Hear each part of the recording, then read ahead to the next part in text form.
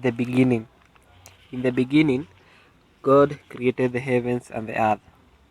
Now the earth was formless and empty. Darkness was over the surface of the deep. The Spirit of God was hovering over the water. And God said, "Let there be light," and there was light. God saw that the light was good, and he separated the light from the darkness. God called the light day, and the darkness he called it night. And there was evening, and there was morning. The first day was over. And God said, "Let there be an expanse between the waters to separate water from waters." So God made the expanse and separated the water under the expanse from the water above it. And it was so. God called the expanse sky. And there was evening and there was morning. The second day was over. And God said, "Let the water under the sky be gathered to one place, and let the dry ground appear." And it was so.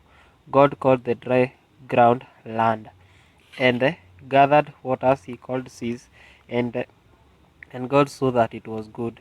Then God said, "Let the land produce vegetation, seed bearing plants, and trees on the land that bear fruit, with seed in it, according to their various kinds." And it was so.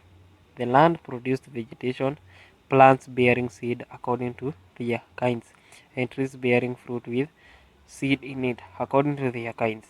And God saw it was good. And there was evening and there was morning. The third day was over.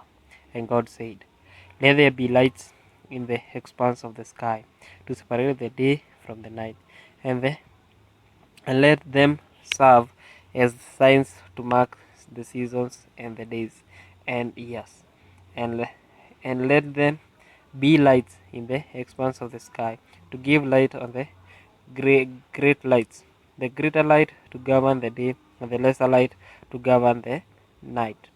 He also made the stars. He also made the stars.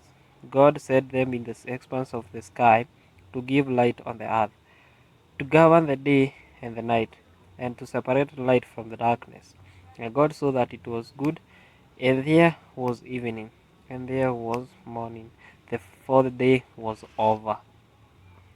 And God said, "Let the water teem with living creatures, and let birds fly above the across the expanse of the sky."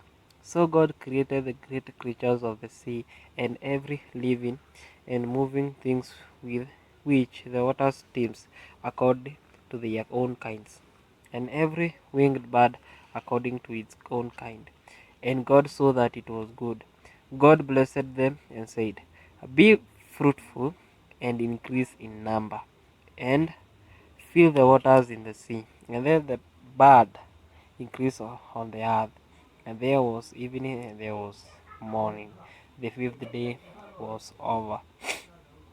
And God said, "Let the land produce living creatures according to their own kinds, living livestock creatures that move along the ground, and wild animals, each according to its kind." And it was so. God made the wild animals according to their kinds, the livestock according to their kinds, and all the creatures that move along the ground according to their stock. And God saw that it was good. Then God said, "Let us make man in our own image, in our own likeness, and let them rule over the fish of the sea and the birds of the air, over the livestock, over all the earth, and over all the creatures that move along the ground." So God created the man in his own image. In the image of God, he created him, male and female. He created them. God blessed them, and he said to them, "Be fruitful and increase in number. Fill the earth and subdue it. Rule over the fish of the sea and the birds of the air, and over every living creature that moves on the ground."